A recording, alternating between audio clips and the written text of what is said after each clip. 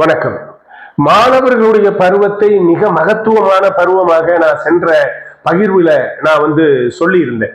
அதாவது எப்படின்னா, இப்ப கடல்ல கப்பல்கள் வருவதற்கான ஒரு வழிகாட்டியாக கலங்கரை விளக்கம் சொல்லுவோம். அப்படிதான் இந்த மனித வாழ்க்கையில ஒரு மிகப்பெரிய கலங்கரை விளக்கமாக இவன் எந்த மனிதனாக ஆக போகின்றான், எப்படிப்பட்டவனாக இருக்க போகின்றான், எந்த மாதிரியான பங்கீட்டை இந்த நாட்டுக்கும் இந்த மண்ணுக்கும் அவன் அளிக்க போகின்றான் என்பது எல்லாமே நம்மளுடைய இந்த மாணவர் பருவத்தை மையமாக வைத்துதான் இது விளங்கப்படுகிறது, துளங்கப்படுகிறது என்று சொல்லலாம். இருக்கட்டும். ஆனா நம்ம இன்னைக்கு பாக்குறோம், ஒரு சாதாரண ஒரு பஸ்ஸை செய்யறதுக்கு ஒரு 8 லட்சம் ரூபான்னு வச்சுக்க, அதே ஏர் பஸ்ஸை செய்யறதுக்கு ஒரு 80 கோடி ரூபாய்.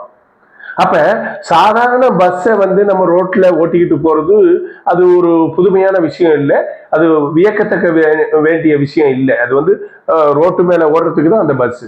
ஆனா ஒரு ஏர் பஸ், ஒரு 80 கோடி ரூபாய்க்கு செஞ்ச ஏர் பஸ்ஸை நம்ம ரோட்லயே போனதுன்னா, ஹைவேலேயே அதை ஓட்டிக்கிட்டு போனா அது என்ன ஆகும்? அது எவ்வளவு பெரிய அதை ஏற்றுக்கொள்ள முடியல பாருங்க. ஏன்னா அது ரோட்ல போறதுக்கு செய்யப்பட்டது அல்ல.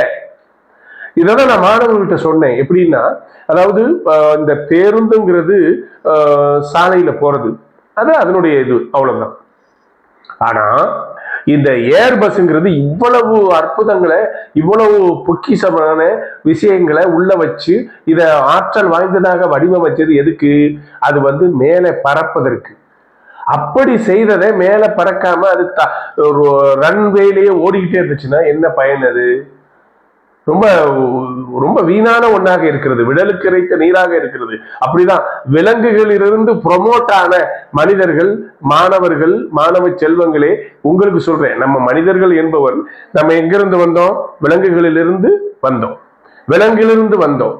அப்படி விலங்கிலிருந்து வந்த நாம என்ன பண்ணணும்? நம்ம விலங்கு மாதிரியே நடந்துகிட்டு, எதையுமே விளங்காம அதனுடைய தன்மையிலேயே நம்ம இருந்துகிட்டு இருந்தோம்னா, சேட்டை பண்றது, கூடி விளையாடுறது, கூடி கழிக்கிறது, கூடி சாப்பிடுறது, இதுதான் மகிழ்ச்சின்னு சொல்லிக்கிட்டு நம்ம இந்த விலங்கு தன்மையிலேயே நடந்துகிட்டு இருந்தோம்னா, இந்த பேருந்துக்கு நான் இந்த விலங்கு தன்மையை ஒப்பிடுகிறேங்க.